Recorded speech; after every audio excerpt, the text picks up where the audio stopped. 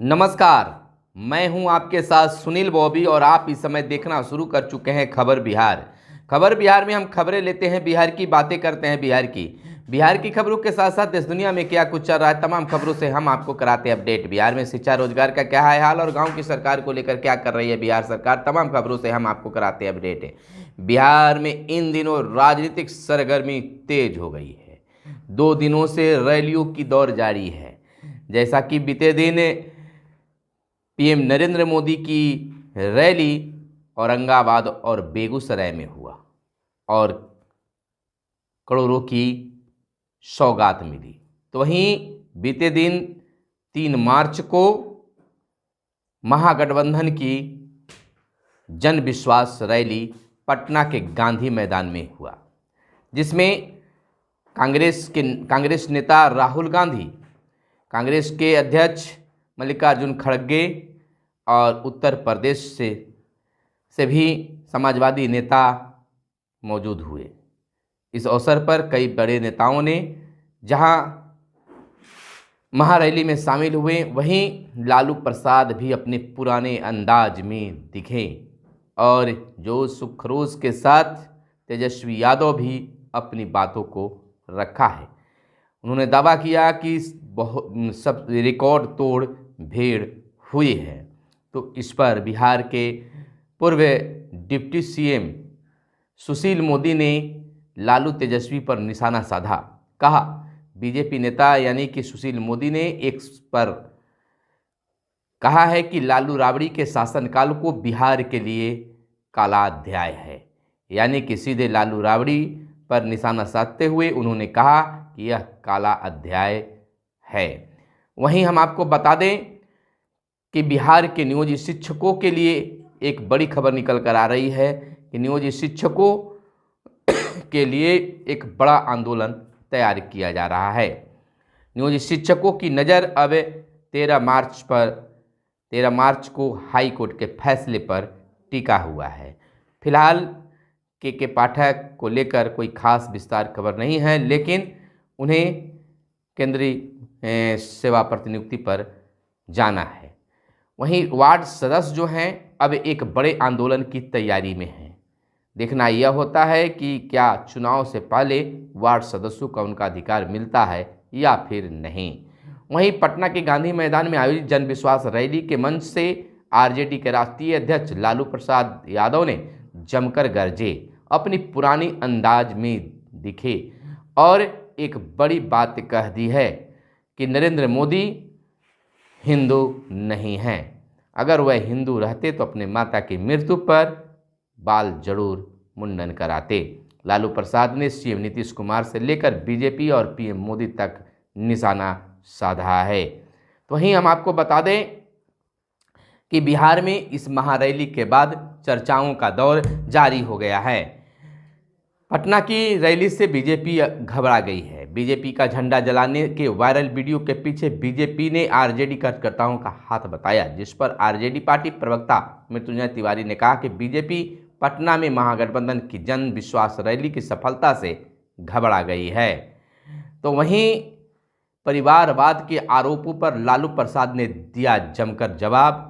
जन विश्वास रैली में पूर्व सीएम लालू प्रसाद ने सीएम नीतीश कुमार पर साधा निशाना, पीएम मोदी पर भी किया पलटवार।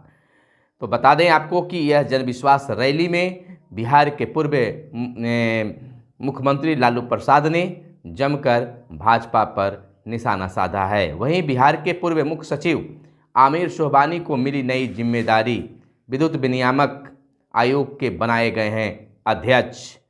तो वहीं महारैली में तेजस्वी यादव ने भरी हामी। जनता ने कहा आपको अधिकार दिलवाकर, यानी कि जनता से कहा आपको अधिकार दिलवाकर रहेंगे। गांधी मैदान में इंडी अलायंस की महारैली, बीजेपी सांसद हेमा मालिनी ने कहा तीसरी बार मथुरा से लड़ने के लिए टिकट मिला है, मैं यहां पर पहले के मुकाबले और काम करूंगी। तो इस तरह से बीजेपी के टिकट जारी हो गए हैं और पीएम मोदी ने बीजेपी को दिया डोनेशन। पीएम मोदी ने बीजेपी को दिया 2000 रुपये का चंदा। कहा पार्टी फंड में दान देकर खुशी हुई है खुशी, नमो ऐप से डोनेट करने की अपील की है।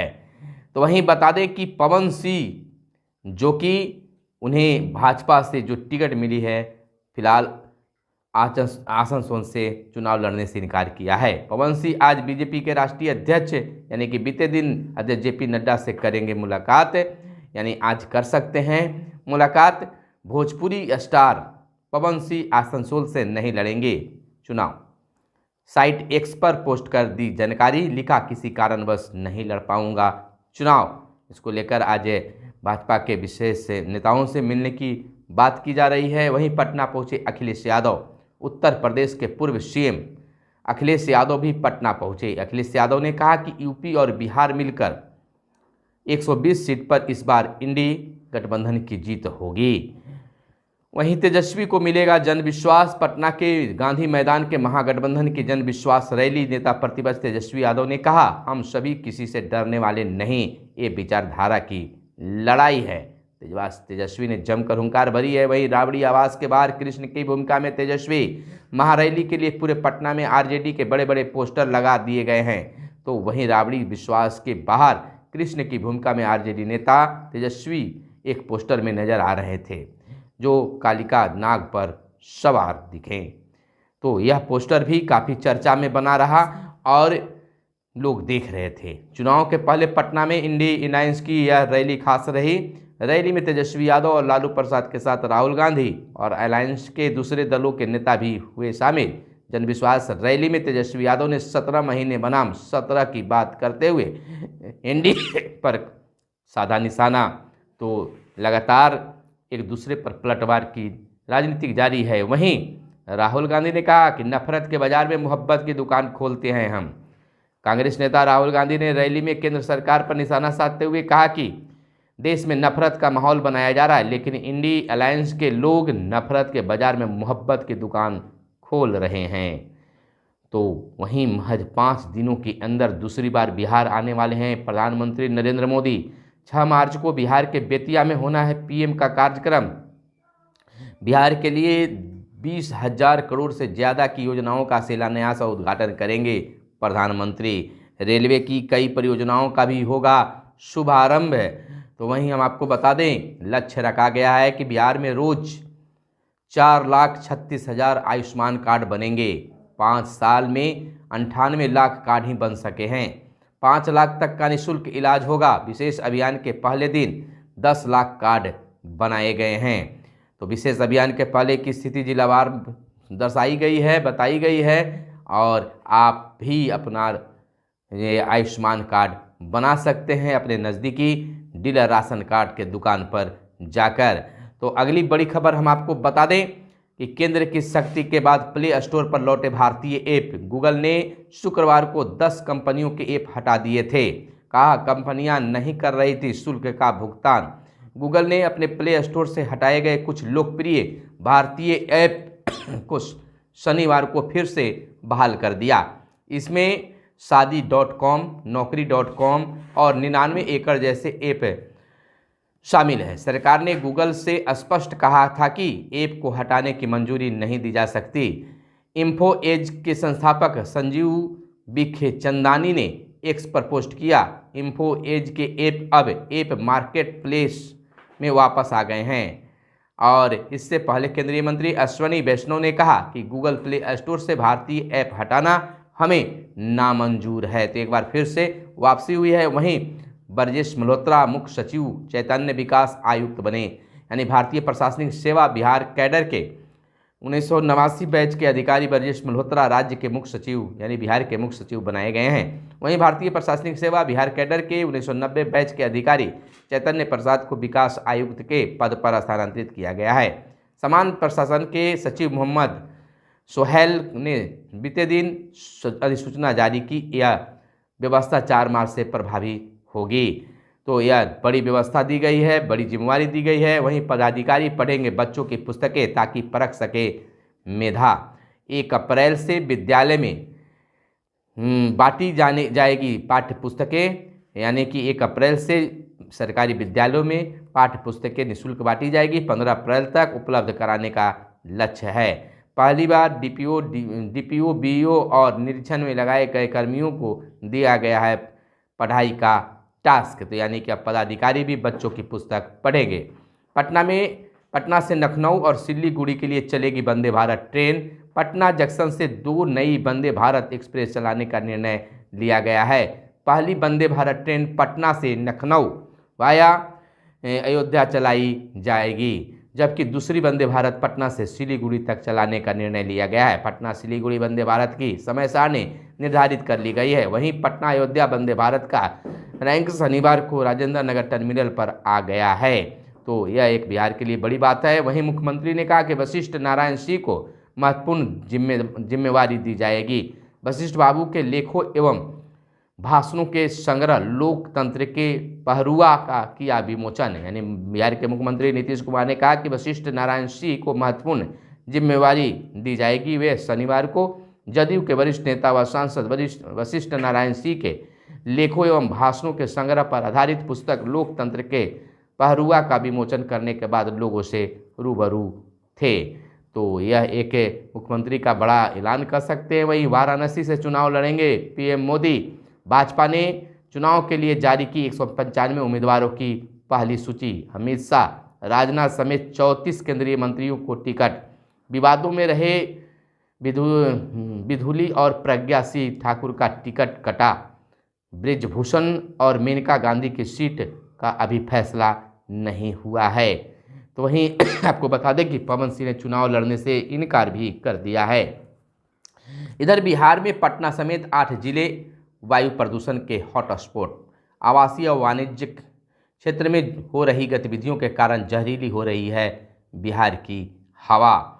और बता दें कि 8 जिले बिहार के वायु प्रदूषण हॉटस्पॉट के रूप में चिन्हित किए गए हैं। सूबे के हॉटस्पॉट वाले जिले हैं पटना, वैशाली, समस्तीपुर, सहरसा, पूर्णिया, भागलपुर, रोहतास और बांका। तो बिल्कुल हम तमाम लोग पेड़ लगाएं, पौधे लगाएं, तब जाकर यह सुरक्षित रह सकते हैं। वहीं जल संसाधन विभाग अब मनरेगा से कराएगा नहरों का जीर्णोद्धार। 20 घन से अथवा उससे कम जलस्राव वाले नहरों पर मनरेगा के माध्यम से होगा अब काम। 57 नहरों को मनरेगा से जीर्णोद्धार के लिए उपलब्ध कराई गई है सूची। 7 प्रमंडलों की लघु व उप लघु नहरों के अभियंता करेंगे इसकी जांच। तो वहीं अगली बड़ी खबर हम आपको बता दें, जेपी विश्वविद्यालय से स्नातक परीक्षा के प्रश्न पत्र वायरल, जांच के आदेश। कुलपति बोले जांच के बाद पता चलेगा कहां हुई चूक। तो वायरल प्रश्न को कि नहीं कर रहे हैं हम लोग पुष्टि कि क्या कुछ सही और क्या कुछ गलत है, तो इसकी हम पुष्टि भी नहीं करते हैं। उधर ऑरेंज पे ग्रामीण इलाके में खोलेगा स्मार्ट काउंटर। बिजली कंपनी ने नॉर्थ बिहार में रिचार्ज के लिए किया चयन। तो अब बिहार में नई स्मार्ट मीटर को लेकर यह नई पहल की गई है।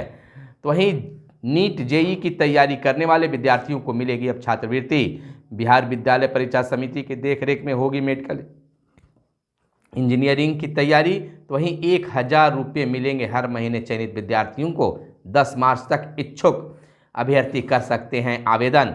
सीबीएसई आईसीएसई से 10वीं पास छात्र छात्राएँ भी निःशुल्क कोचिंग कर सकेंगे। प्रत्येक प्रमंडल में छात्र और छात्राओं के लिए 100 सीटें रखी गई हैं। तो वहीं बता दें कि किसानों को बिजली का कनेक्शन मुफ्त मिलेगी। राज्य के 4,80,000 किसान किए गए हैं चिन्हित। 12,268 करोड़ की 5,471 योजनाओं का मुख्यमंत्री ने किया उद्घाटन और शिलान्यास। सुपौल मेडिकल कॉलेज का निर्माण कार्य शुरू। लोहिया मेडिकल कॉलेज में 150 का होगा नामांकन। तो मुख्यमंत्री ने एक बड़ा ऐलान कर दिया है। तो इस तरह से बिहार में लगातार रैलियों का दौर जारी है और सत्ता शासन का वाद विवाद भी जारी है। राजनीतिक सरगर्मी तेज है। तो आज की रैली को देखते हुए क्या पूर्व डिप्टी सीएम और राजद नेता तेजस्वी यादव के इस जन विश्वास महारैली से कद बढ़ेगा? आप जरूर बताइएगा कद बढ़ेगा कि नहीं। तो आप कमेंट करके हमें बताइएगा। तो फिर मिलते हैं अगले वीडियो में, तब तक के लिए दीजिए इजाज़त। धन्यवाद।